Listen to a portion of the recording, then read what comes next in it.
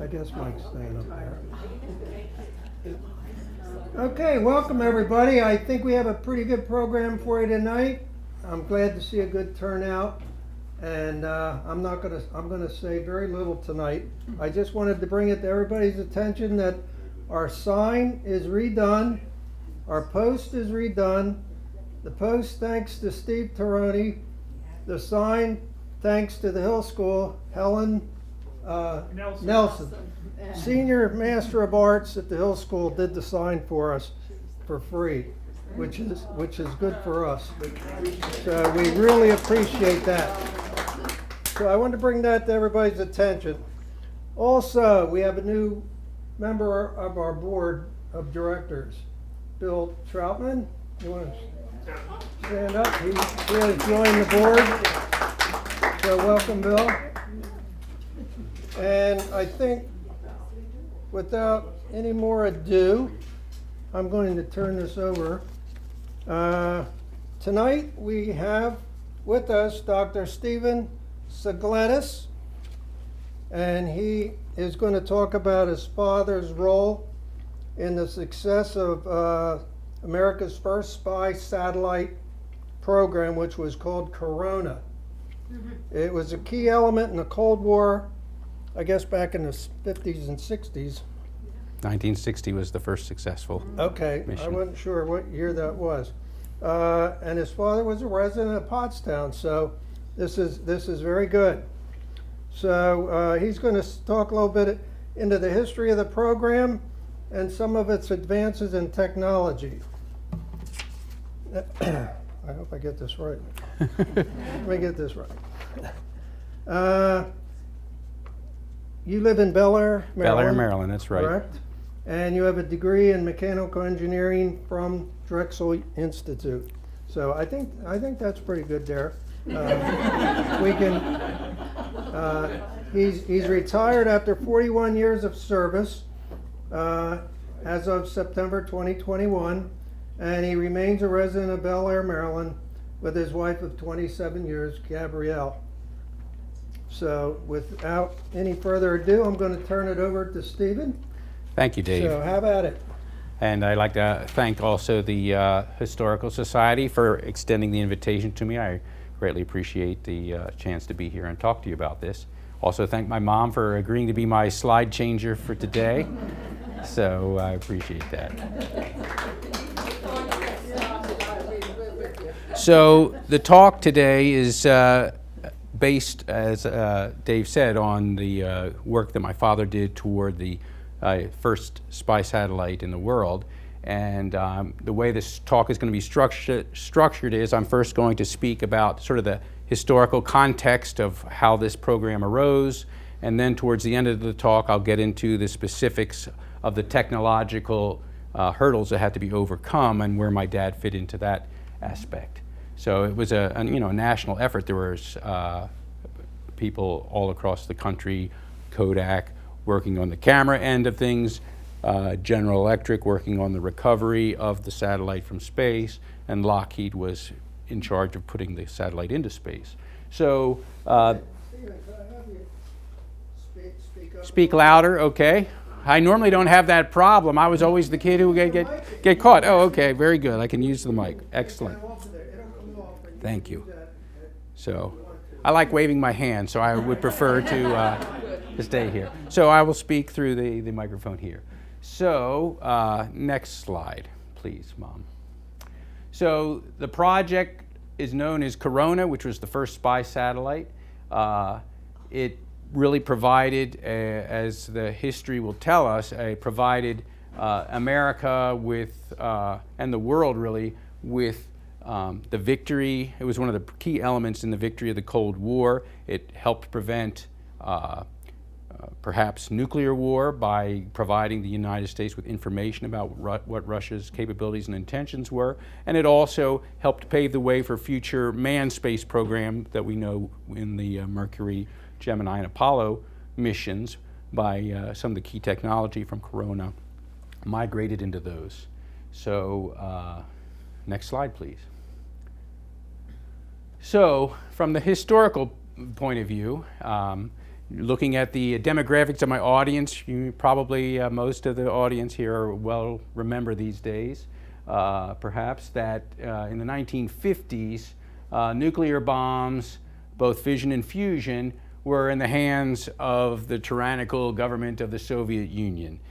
They stole our technology in the late 40s, if I recall, through the Rosenbergs, and so they had the bomb, and Americans were scared in the 1950s because our arch enemy in the height of the Cold War had these weapons. Next slide, please. So President Eisenhower, who was the president from, I guess, 52 to 60, he was trying various things to try to, I guess, lower the temperature of the relations between the Soviet Union and the United States. And he proposed in 1955 at the Geneva Summit the Open Skies Treaty. And it was based on the concept of mutual aerial observation as a way to prevent sneak attack. He would let Russian planes fly over the United States and take pictures. They would allow American planes to fly over and take pictures. And on that basis, you'd be able to know to some extent what your opponent was doing, and therefore the goal was there would be no sneak or surprise attacks, and therefore that it would promote a more peaceful coexistence. The Soviet Union, however, rejected that proposal. Khrushchev, spoke in very terms of great bravado. We'll have a peaceful rocket contest, just like a rifle shooting match, and they'll see for themselves. Is the kind of comments he would make. He also emphasized that any war of this nature would be fought on the American continent, which can be reached by our rockets, because as we'll see perhaps in the next slide, if I remember the order here, in the mid to late 1950s, next slide please, in fact it wasn't the United States, but it was the Russians who created the first intercontinental ballistic missile in August of 1957, which was capable of attacking the United States. So it seemed to a lot of Americans, and during this period, that we were losing the technology edge in the late 50s, because not only did they develop the first ICBM, the first object sent into space was Sputnik, which just went around the Earth and beep, beep, beeped. But nonetheless, it was, shocking to the world that number one, you could send something into orbit, and number two, that the Russians beat us to it. And they even extended their technology prowess by, sending a dog into space. Laika was the first dog in orbit, but she did not return, because the problem was the Russians knew how to send something into space, but nobody knew how to get something back from space. And that was really, the next technology barrier that had to be surmounted. So next slide, please. So President Khrushchev, he continued to make very belligerent gestures toward the United States. They believed that they had a strong advantage, or at least they projected that to the world, that they had a strong advantage over the United States in missiles and bombers. And the American news media is always, anxious to rile up the public. That was referred to during the 1960 presidential campaign as the missile gap. Anyone from that era will remember that term. And basically, the missile gap was the fact that the Soviets had this technology to send missiles to the United States that we didn't have, or were behind in sending similar missiles back. And that was the gap between our two technologies. And what was the prospective presidential candidates going to do about that if they were elected president? So again, Khrushchev would say things like, "We will bury you." It's a famous quote from his. He was, again, when you think about the kind of language, we don't hear that much in today's politicians necessarily. Well, you're right. There are a few exceptions. But this was, food for the day, and it was, again, very disconcerting to an American public. And ostensibly, while this is an artist's rendition, it's not an actual photograph, he supposedly banged his shoe at the United Nations, in anger over the United States. Next slide, please. So, how did America respond? We went through all sorts of civil defense preparation drills in preparation for nuclear war. School children, regularly would have to climb under desks during drills that were simulating a nuclear attack. some, fallout shelters were built under a lot of public buildings. Some individuals even built bomb shelters in their own backyard. I mean, it was kind of the red craze at the time, and I don't want to, overplay it like it was unfounded. I mean, the Russians were making these very threatening statements, and so, this is the way America responded to it. So, I mean, the civil defense agencies, were fully on board with trying to teach people how to survive a nuclear war, whether that's possible or whether that was meant mainly to give us some sense of comfort. I couldn't say at this point, but nonetheless, it was a big thing. Next slide, please. So, at the same time, despite the fact that we were behind and seemingly behind and losing on the technology front, President Eisenhower, who of course led the assault on D-Day into Europe and was the Supreme Allied Commander in Europe during World War II, later became our president. As a military man, he knew what the questions to be asked were and what the answers that we needed to develop. And so he knew that he did not know the capabilities and the intentions of the Soviet Union, but he wanted to find them out. So the capabilities, when we say capabilities, we mean, what are the Soviets capable of? How many missiles do they have? What's their range? How many cities can be destroyed? Their intentions are, are they just biding their time? Are they building up forces? So these are the kind of things that a commander-in-chief needs to know in order to effectively defend the country. So he did not know these because we were behind in the technology, but he wanted to find them out. Next slide, please.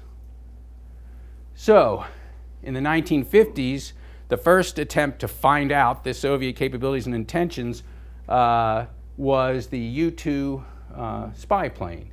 In 1955, President Eisenhower authorized this photographic reconnaissance plane to be built. It was built by Lockheed, which was a company at the time based in California. I guess they still are. And the goal was to fly over the Soviet Union and take spy photographs so that they could see what the Soviet Army was capable of doing. So if you could, photograph military bases, see how many planes they had on the ground, how many tanks might be amassed at a border next to a country, you might learn some information.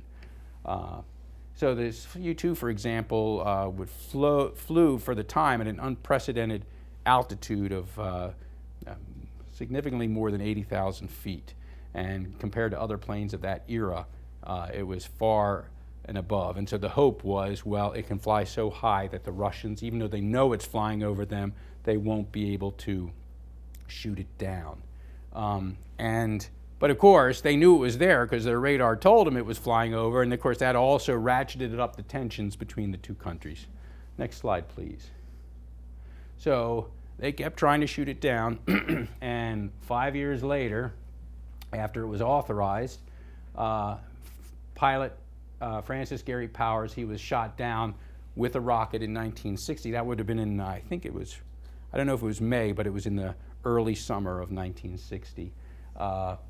And he was on a mission that was supposed to be traveling from Pakistan, going up over the Soviet Union and flying into Norway, if I recall. And in fact, he got shot down sort of over the central section of the Soviet Union. There's a wreckage of his plane here shown, which of course the Soviets immediately released all these photographs. We shot down this spy plane, we're being spied upon. So they finally had proof. Not only could they just accuse us of spying them, they now had the proof that here you're spying on us. And they arrested Gary Powers as a military officer. They considered him to be a spy, and he was tried in the Soviet Union in a big trial that was publicized throughout the world, and he was found guilty of spying and put in a Soviet jail. Eventually, years later, there was a trade between one of their spies and Gary Powers, and we got him back. But he was in Soviet jail for a number of years, actually. Next slide, please. So, after the U-2 sort of became untenable as a means to gather the capabilities and intentions of the Soviet Union, our remaining hope was to send the super secret Corona program satellite, which was authorized by Eisenhower in 1958, to send a satellite into space, to take photographs of the Soviet Union and other places, and to send the film back to Earth so that we could understand, again, these Soviet capabilities and intentions.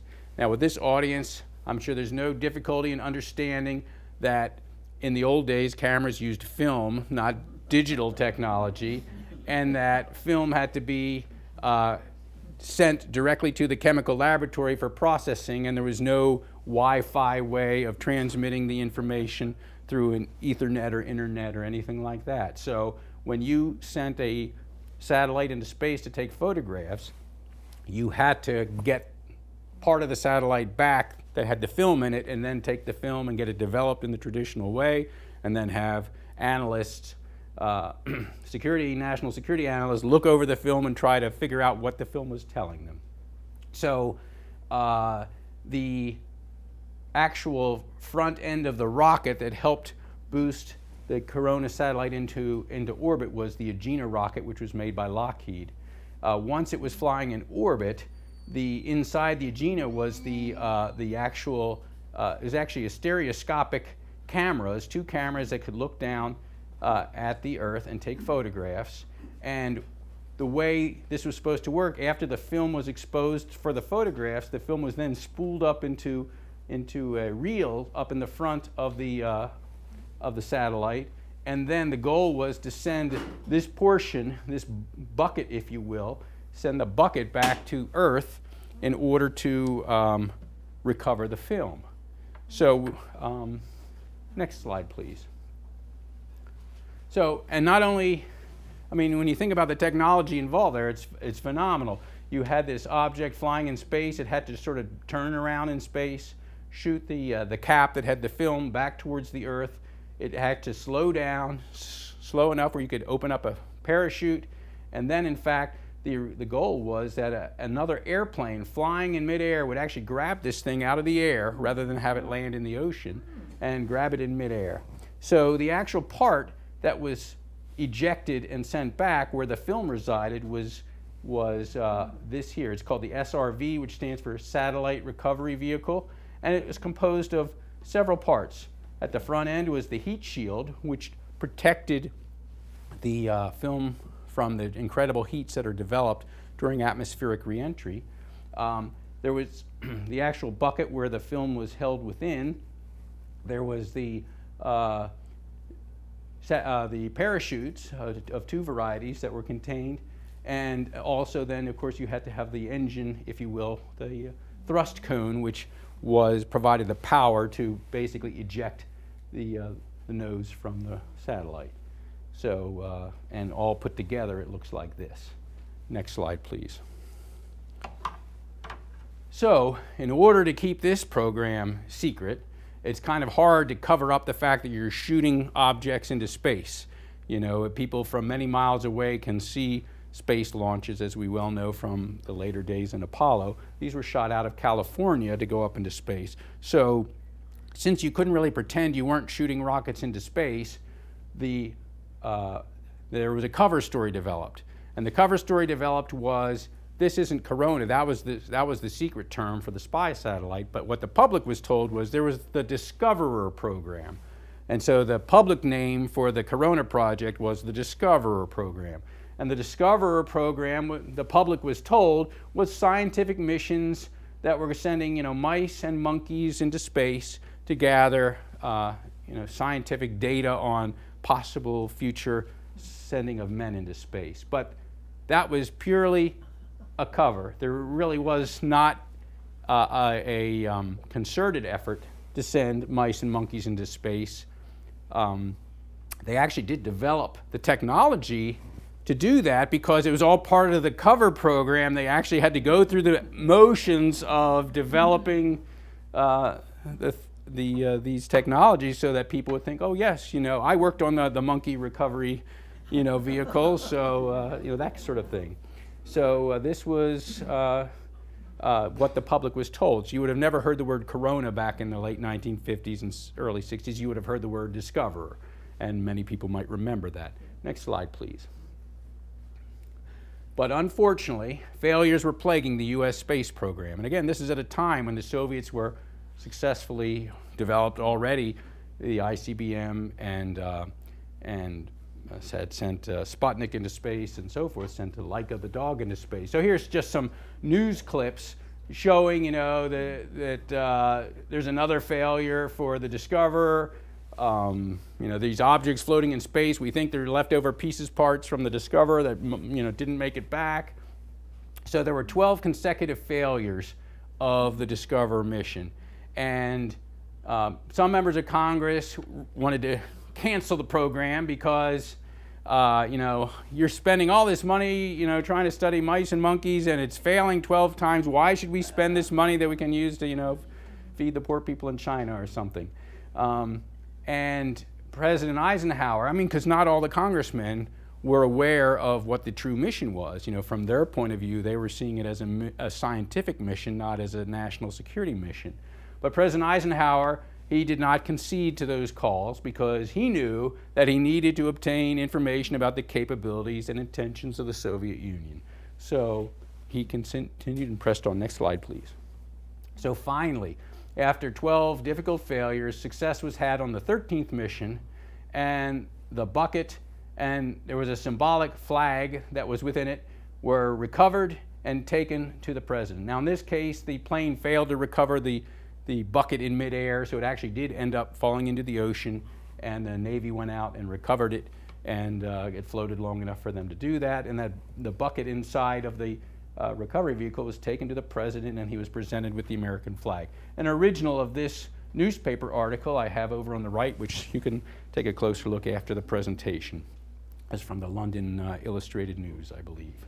So because of all the failures they were having, they had kind of temporarily given up on the notion of putting camera and film into the satellite. They said, well, we got to figure out why it's failing 12 times in a row, so they had it filled with diagnostic equipment. So when they finally succeeded, they still didn't have a film coming back, but they had information that was telling them, why it succeeded or why it failed. So even though Mission 13 was successful, it did not bring back any film because it was they had succeeded the film with other equipment. Next slide, please. Finally, a week later, Mission 14, on the 18th of August, 1960, returned film. It was the first ever from photographs from space were recovered. This is a photograph of a particular Russian Soviet air base in northern Siberia. And the interesting thing was, and this one actually was recovered in the air. This is a plane that flew and grabbed the parachute in midair, and they basically then reeled it back into the plane and landed. And of course, then they would rush the film back to the United States, develop it, and send it off to the spy analysts who would try to figure out what the photographs were telling them.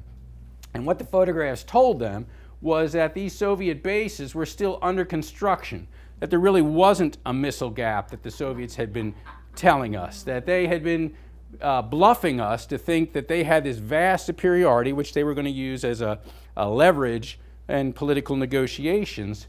And the spy satellite told us that, you're bluffing and we can call your bluff, basically, which is what President Eisenhower did. And but the key element here is that now that we have this capability, the president, not only Eisenhower, but all future presidents, could base decisions about Soviet capabilities and intentions. They could base them not on guesswork, but on actual scientific, photographic reconnaissance information that was coming back from these successive satellites. And as you see, it only took 1 week to get from Mission 13 to 14. I mean, they were sending, whereas now for the manned space flights, you might think of a turnaround time from mission to mission of being 6 months or a year. They could send up missions with much greater regularity, and in fact, weekly or thereabouts. Next slide, please. So once President Eisenhower saw the photographic results that came back from the satellite, he understood that this capability was like a game-changing capability for national security. And basically he said this is such vital, important information that it not only has to be made secret, it's got to be made top secret, and it's got to be made top secret compartmented, which basically means even if you have a top secret clearance, you can't necessarily know about this information unless you're somehow have a need to know about specifics of spy information. So he created, through this memo from August in 1960, he directed that the products of satellite reconnaissance would become special security control system, that's like compartmented information, and he called that program Talent Keyhole. So that was another super secret word that you wouldn't have heard. If you heard it, that meant that there was a security breach, but decades later we learned that that was the name of the program. The Talent Keyhole program was the special secret program that would analyze satellite photographic information and provide the president with that information. And again, in order to have access to it, you must be on a must-know basis. You just couldn't say, oh, I want to see what our satellites are saying. You had to be authorized through the highest channels. Next slide, please. So, security doesn't always go as planned, despite the best intentions. So, for instance, here's a press release from August 1960, and I have an original of it over there on the table, in which, before a launch, the Air Force, who conducted the launch, would hand out information to the press who are covering the launch of the mission. Again, the press is being told this is a Discoverer mission, not a Corona mission. But somehow they mentioned in this press release that there's secret sky spy gear in this mission. And so several months later, a reporter asks the Air Force officers to comment on, if it carried any sky gear. And of course, the response was no comment. And, so you might wonder, well, how does this even end up in the press release, given the tight security? And I couldn't, of course, tell you an exact answer. I can only speculate on what that answer might be. But in the early days of the program, there was kind of a turf battle going on between the Air Force and the CIA, because the Air Force wanted control of the program, but the program was given control to the CIA, and the Air Force was very upset over the fact that this is a military mission and it should be in charge by the military. So whether this accidental information release was somehow related to a turf war between the CIA and the Air Force, I don't know, but it's certainly a plausible explanation. Next, please. So, Corona satellites continued to take photographs until 1972, when even better satellites took over the job.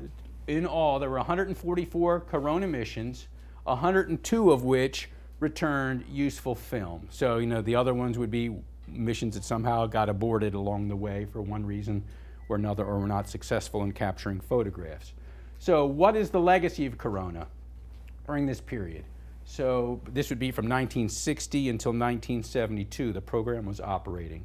Dr. Hanna Jepanowska was the Smithsonian conservator who restored a number of the Corona artifacts, and I was in communication with her, and she had written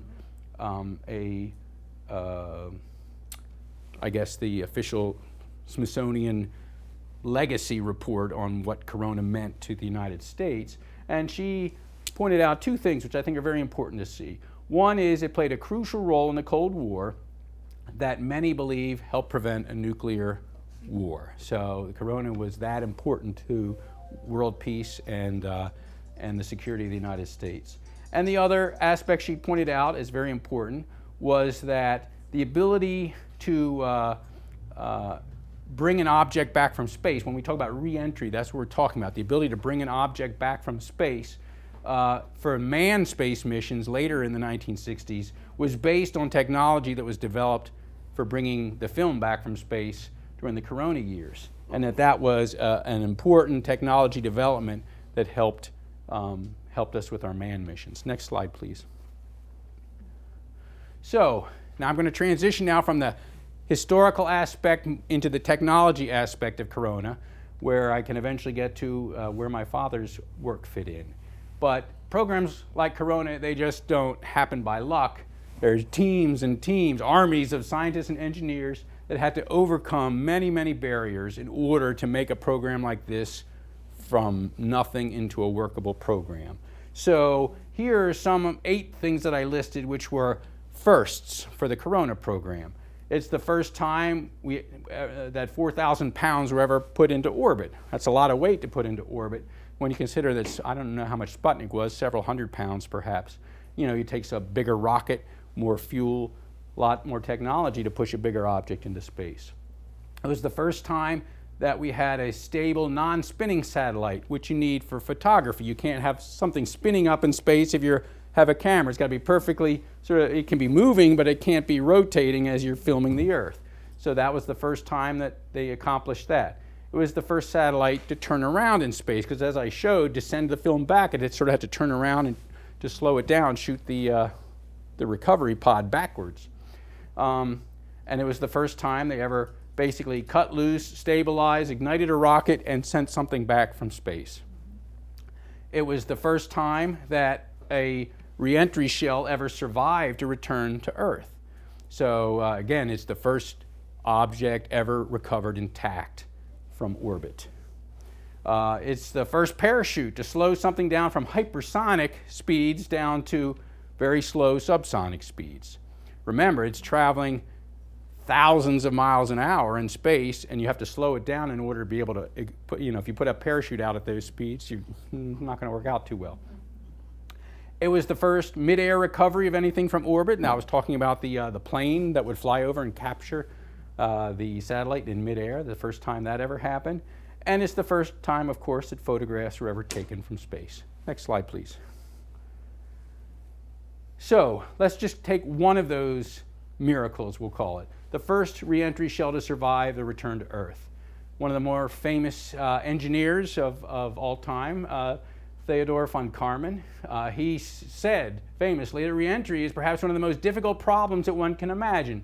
It's a problem that constitutes a challenge to the best brains working in these domains of modern aerophysics. So why would that be a problem to recover an object from space?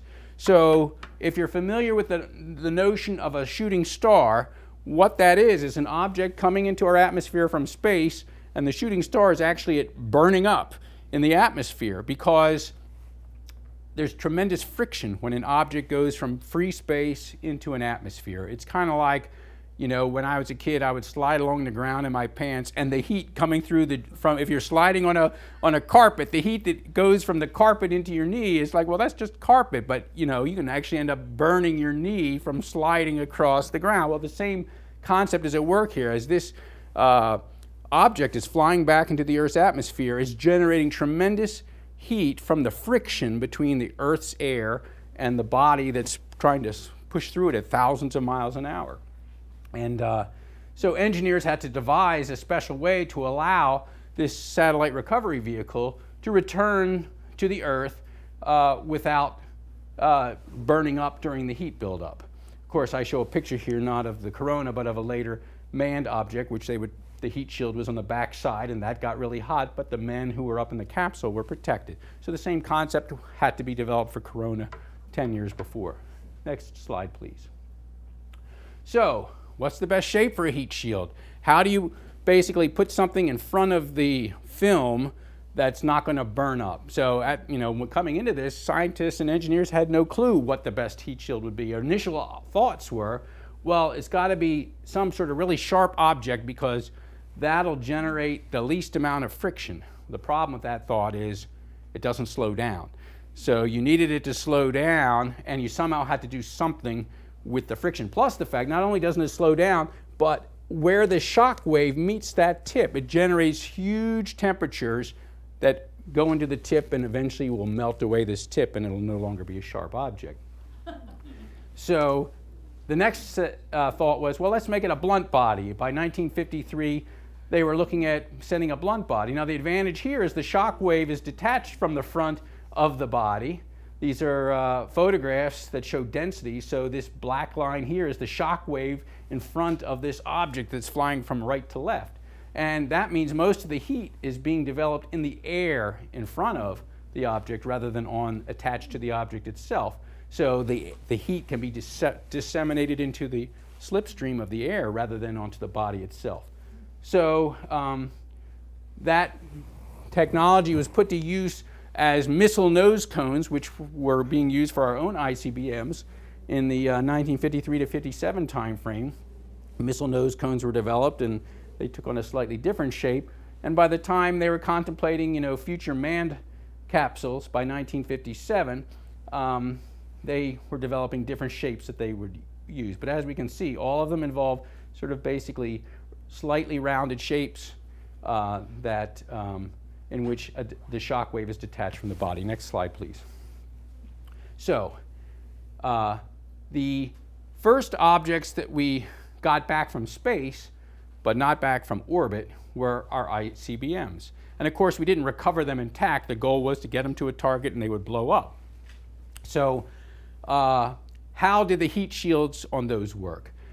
Basically, this is a metaphor, a cast iron frying pan. Imagine here's the bomb you're trying to protect. It's flying from right to left towards me.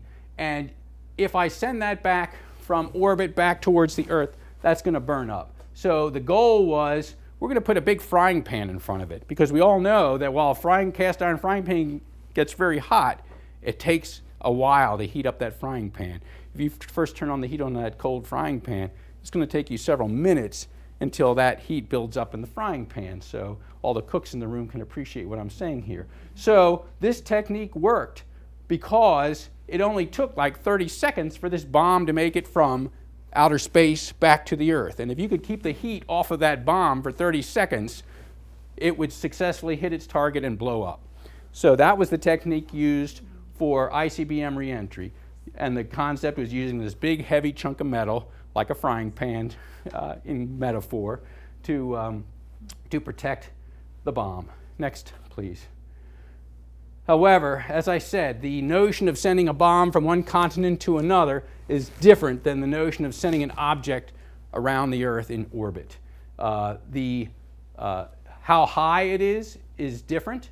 The orbit apogee was 600 miles, whereas the apogee of an ICBM flight was only 280 miles.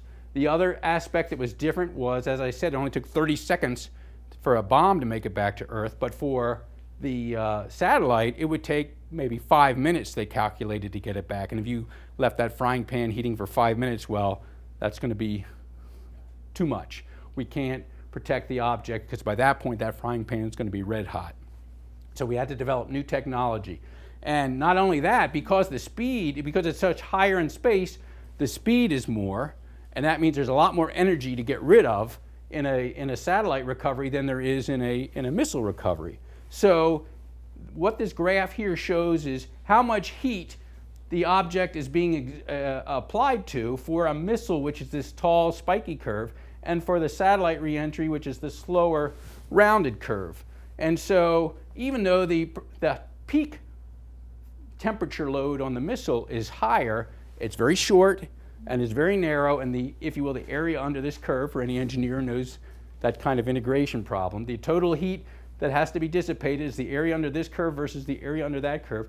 It ends up being that you have almost 4 times the energy that has to be dissipated in the satellite, and it's got to be dissipated over 5 minutes, not 30 seconds. Next slide, please. So they developed the concept of ablative heat shield for satellites. An ablative heat shield, instead of having a big frying pan to protect the object, what they had is something that I metaphorically use a chunk of wood. We all know from building log fires, you can apply fire to the outside of the wood, and it's going to char, it's going to get red hot very quickly, but the inside of the wood, if you put out the fire and cut open the wood, it's still wood on the inside, because the fire takes a good long time to work its way through the wood to the other side. So, and in addition, the wood can give off a lot of its heat by putting out the smoke into the air. The wood also develops this charred front, and the char becomes an insulator, so that the heat being applied to the char is less successful at pushing its way through the object. And this, in the end, is the metaphor that successfully applied to ablative heat shields, which were not made out of cast iron, but were made out of basically types of plastic, so that which seems very counterintuitive, that a plastic shield would be more successful at protecting the film. And of course, that's the object we're protecting here, film. Next slide, please. So the heat shield material obviously is important. It has to char, vaporize, which means to ablate off the front. It has to erode. It has to carry away this built-up heat from the surrounding surface. And the first heat shield that was successful was designed was phenolic nylon. And it was invented by George Sutton, who was a GE employee down in Philadelphia.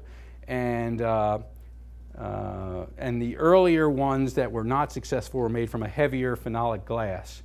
So that's the heat shield before reentry. There's one time that they recovered a heat shield, and as you can see, it's all charred and black, kind of like a log from the heat coming through the atmosphere. But it didn't break apart or dissolve. Next. So, how do you, as an engineer, analyze this situation? How do you analyze a heat shield?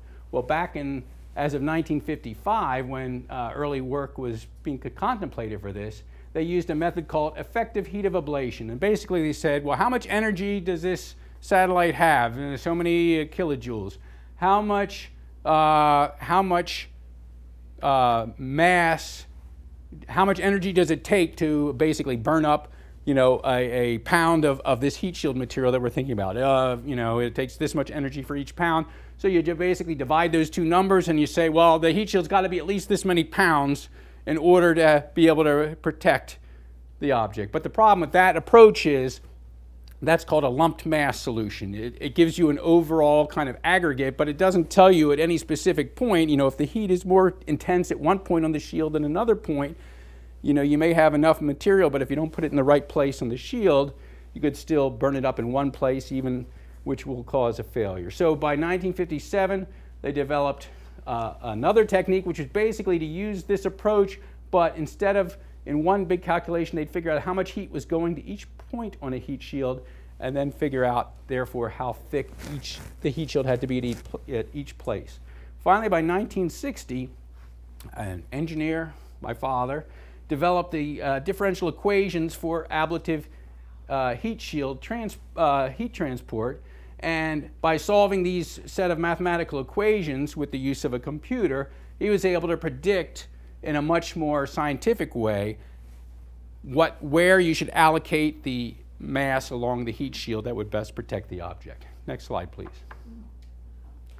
So, and his theory was put into a computer program by one of his colleagues in 1961, and that program was called RECAP, and that ended up being used not only by GE, but NASA also used that program to develop heat shields for the Apollo program and other programs. So a lot of the later heat shield recovery missions were based on the theory that my dad developed. And this is from something from 1960s, and they reference, my dad's work. So this was the report, a copy of which is over there, of my dad's report on this theory for programming heat shields or analyzing heat shields. Next, please. So he was in charge of designing the Corona heat shield.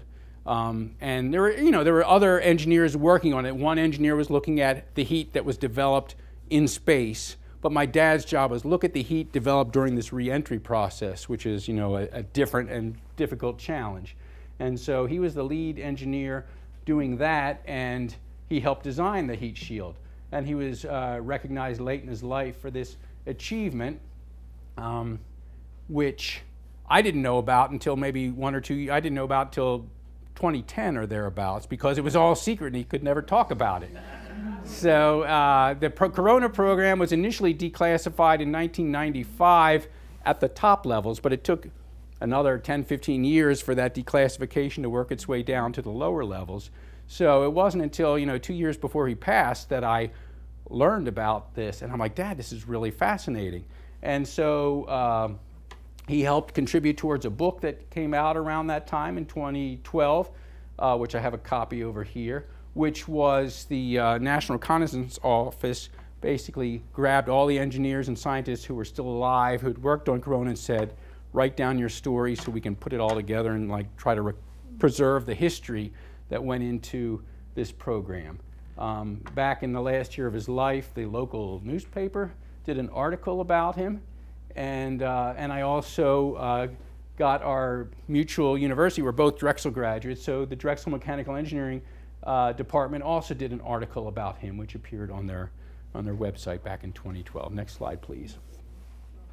So, so here was basically the way they described it, that he did not officially know the true purpose of the project. You know, he was still being told that they were sending mice and monkeys into space, but his part of the job, it didn't matter what they were recovering. His part of the job was, we need to recover something that doesn't burn up.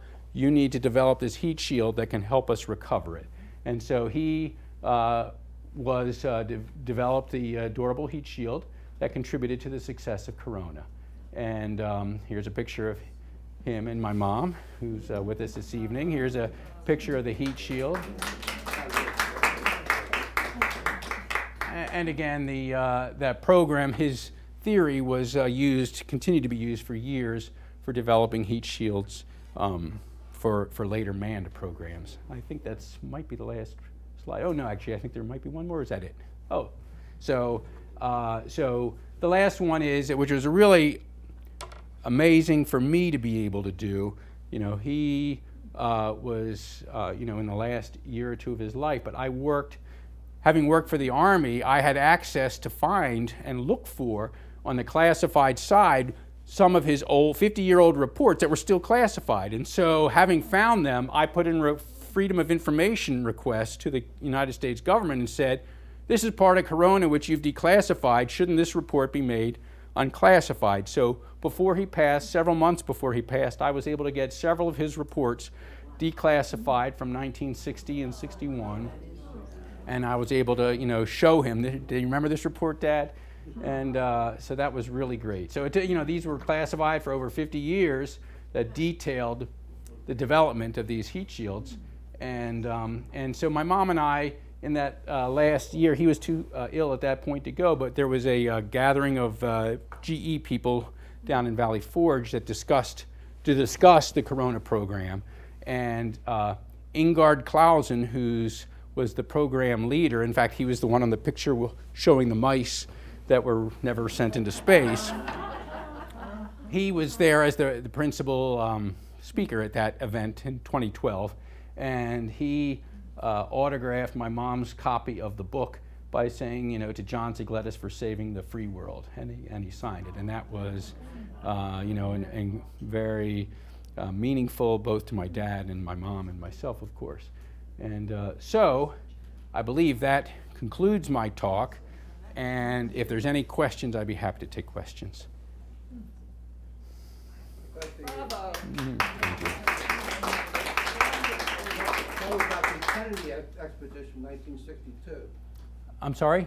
flying over Cuba. Oh, over Cuba, right. So over Cuba, I mean, there were, U-2 type flights over Cuba, but the Corona satellite was also over Cuba, and a lot of the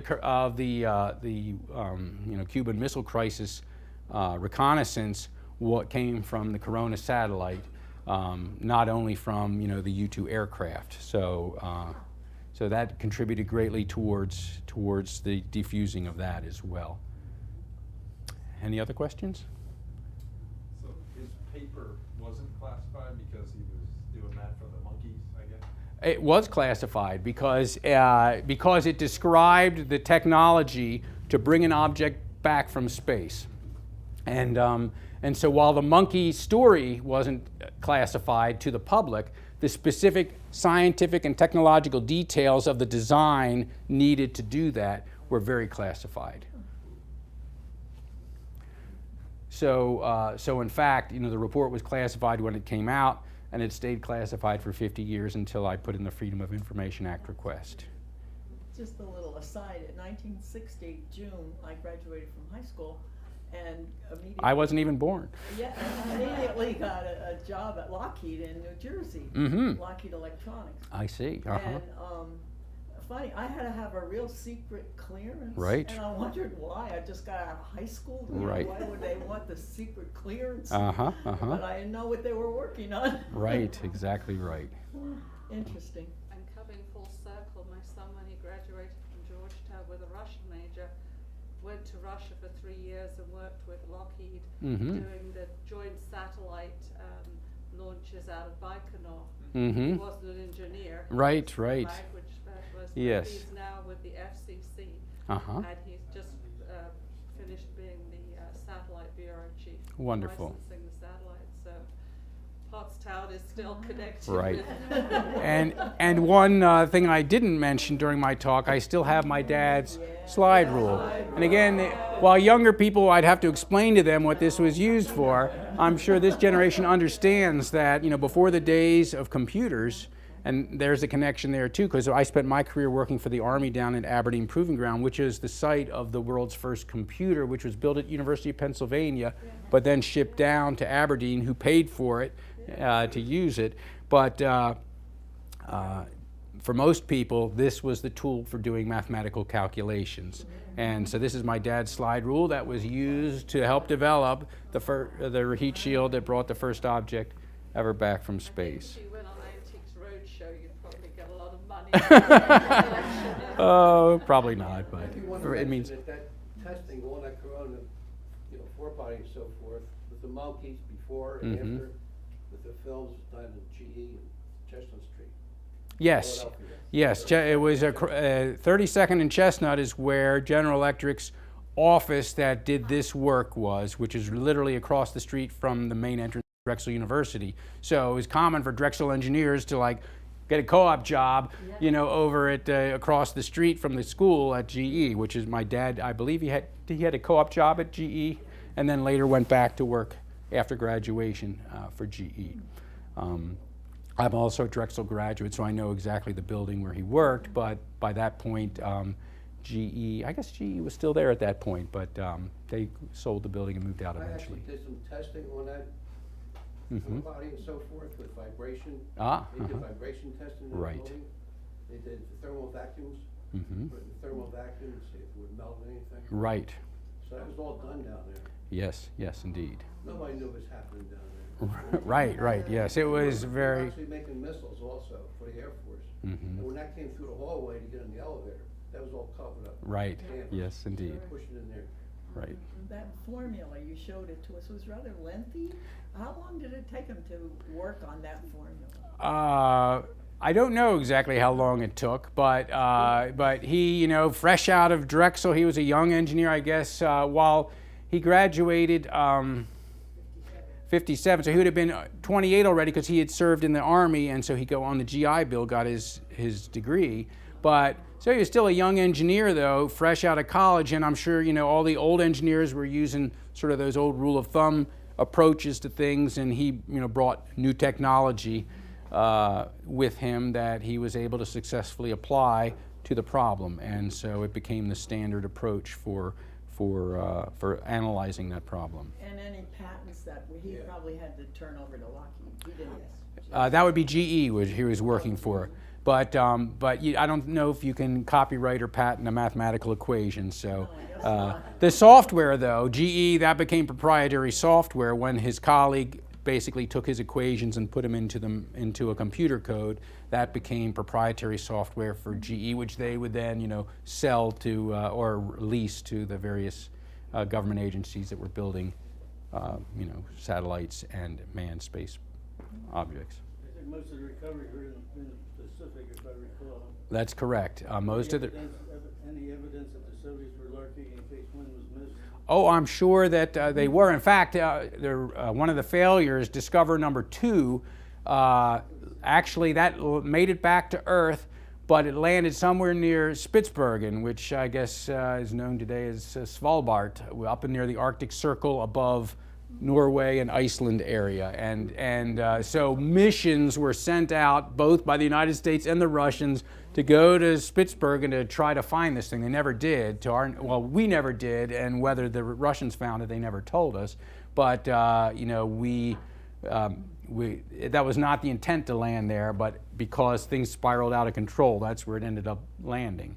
There was another one years later that like landed in and it might not have been Corona, it might have been the successor to Corona, that landed in a jungle somewhere in South America, and of course it was bits and pieces, but yeah, that one was also recovered in bits and pieces. So, you know, the Russians were, anytime there was a suspected landing that was not conventional, the Russians would be there trying to find it just like we were.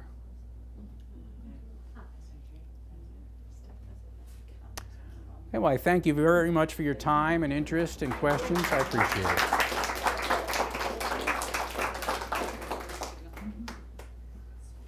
Very interesting.